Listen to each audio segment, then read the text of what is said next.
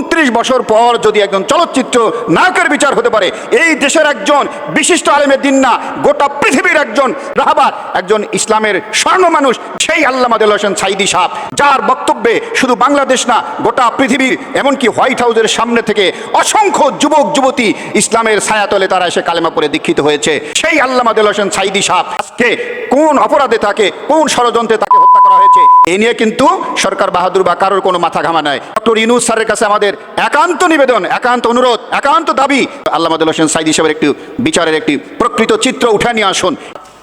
আল্লাহ রাব্বুল আলামিনের পবিত্র কোরআনুল কারীমের সে বিষয়টা, সে আয়াতে কারিমে একটু খেয়াল করুন। ইন্নাল্লাহা ইয়া'মুরু বিল আদল, আল্লাহ রাব্বুল আলামিন ফরজ হুকুম দিচ্ছেন ন্যায় বিচার করা প্রসঙ্গে। কিন্তু অবাক, আজকে কোথায় সেই ন্যায় বিচার? একটু খেয়াল করে দেখুন।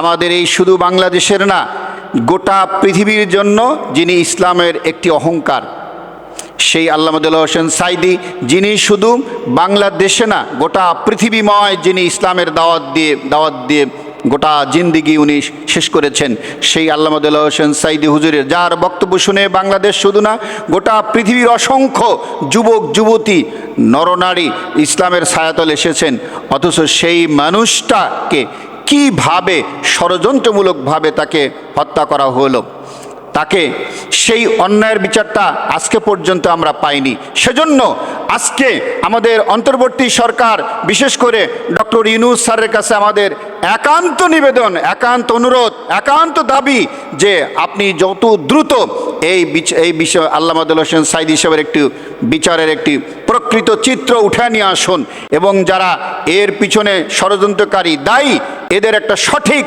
বিচার হোক, দৃষ্টান্তমূলক বিচার হোক, যাতে আগামী দিনে কোনো মানুষ অবৈধভাবে কাউকে খুন করতে সাহস না পায়।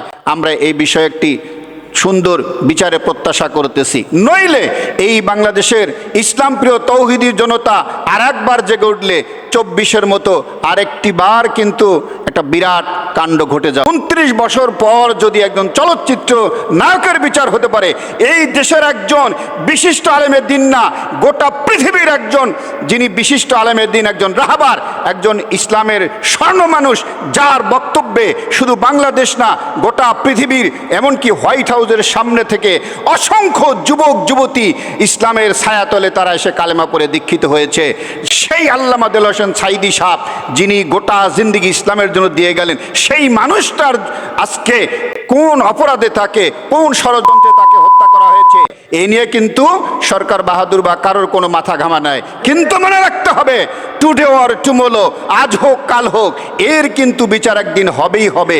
মনে রাখতে হবে, সেই স্বাধীনতার পর থেকে আজকে যদি এটার বিচার হয়, তাহলে ওনার বিচারটা কেন হবে না? অবশ্যই হবে, হতে হবে ইনশাল্লাহ।